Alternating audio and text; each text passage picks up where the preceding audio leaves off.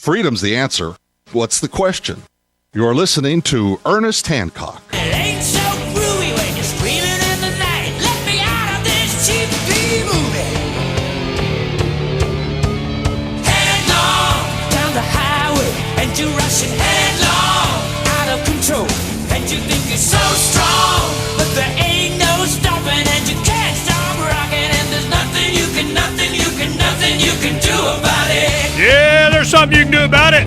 You can understand it, but there's nothing you're going to do to stop it. Here we go, headlong down the highway. Ooh, and it's just going to whiz right by you. You can stand off to the side, run you over, or run with a herd, or get above it or something, because, man, what's happening is happening, and nothing anybody can do to stop it. Now, some of the things that's going on, we'll finish up on this special session. They always wind up doing, they kick the can down. They didn't do it in the budget. They didn't have it part of this last session. Special session, bringing the legislature back. We're going to be working on jobless benefits. So was Governor Jan Brewer here, blah, blah, blah, blah, blah. She announced late Wednesday that the special session would begin Friday morning today. Extending benefits for the unemployed is the right thing to do for our local economy and for Arizona families, she said in a statement.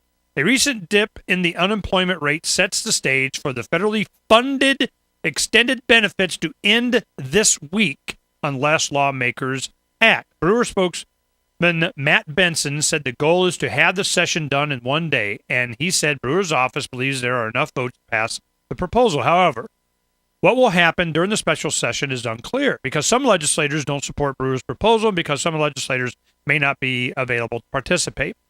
So, and this is from businessweek.com, and, what's going on here locally and what they're saying nationally, not necessarily the same thing, and I always wait till after. I've learned a long time ago being involved in the legislature. I mean, you actually go down there, you fill out your card, you do your thing, you cover it, you speak to legislators. When they get into their session, when they had their hearings, they open it up, they had their guys already lined. Decision's already made. It was done a long time ago.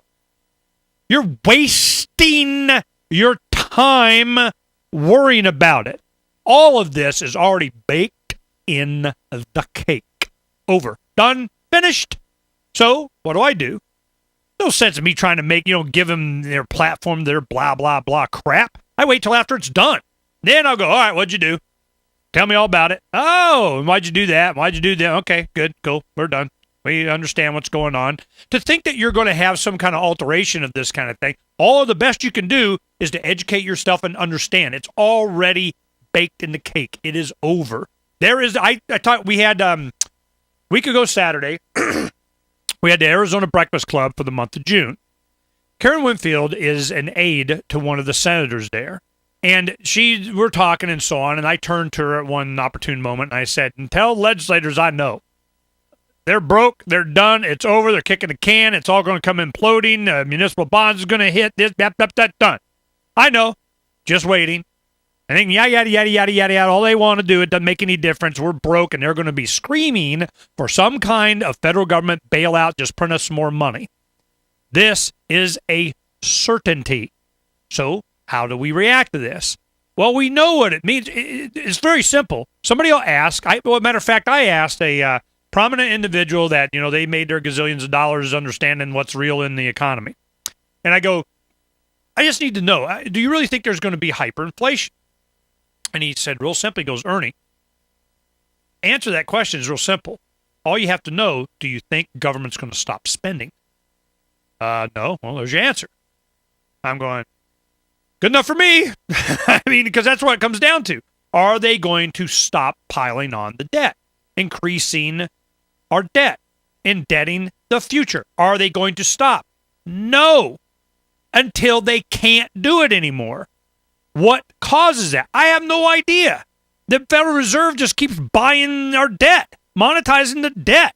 They say, well, this time we're not going to. Yeah, they are. Because if they don't, all of a sudden these banks, everything, all this stuff's insolvent, done. There's how many things you got to go on? The auto industry, General Motors, government motors, different financial institutions, the bailouts that they need now for the big banks in Europe, entire countries going, the effect it has on us, the demand for physical possession of precious metals. It goes on and on and on. Food, inflation of actual cost of commodities and goodies, so you can keep breathing in and out. This is what causes revolutions.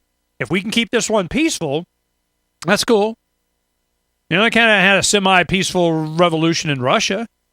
I'm not sure how much of a change or revolution they had, but it's sure as heck they changed the guys wearing the shiny badges and changed the names of the shiny badges and restructured the bureaucracy of how they distributed shiny badges. But it's still government stuff. But they're in a better situation than we are. So this is what Brewer's proclamation for the special session calls on lawmakers to keep the extended benefits by changing a formula in state law. She also wants to make 2 minor changes in state law to tighten job search requirements for recipients of extended benefits, blah, blah, blah. Tinkering around the edges, turning dials, flipping switches. How much can we control it? Doesn't change the fundamentals. And while all this is going on, we still got, these war things going on. What happens? Here we have Al Jazeera English, Iraq to request U.S. troops to stay. Well, of course they are. Because the troops are what keeps them in power. And even if they did get rid of the troops, what happens?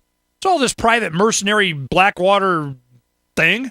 And they hiring over 5,000 private mercenaries to replace a lot of this stuff. Heck, what we learned months ago, Hillary Clinton wanted to have her own private army for the State Department, her own little special forces for the State Department. Hillary's goons for the State Department. I'm going, how? And now she wants to be head of the World Bank. She's thrown her hat in. Put me in head of the World Bank. Yeehaw, Clinton's in head of the World Bank. Who'd have thought that was ever even been possible? Certainly Hillary. So I'm just going, wow, man, these guys, it's almost comical if it wasn't so tragic. The philosophy of we know how to redistribute the planet's wealth from each individual to the benefit of the planet. And then you got the UN talking about, a tree plant. This is just, it's craziness. Iraq will ask the U.S. to keep its troops in the country beyond the 2011 withdrawal deadline set by U.S. President Barack Obama. Leon Panetta, the White House's pick to lead the Pentagon, said. I am so not shocked, okay?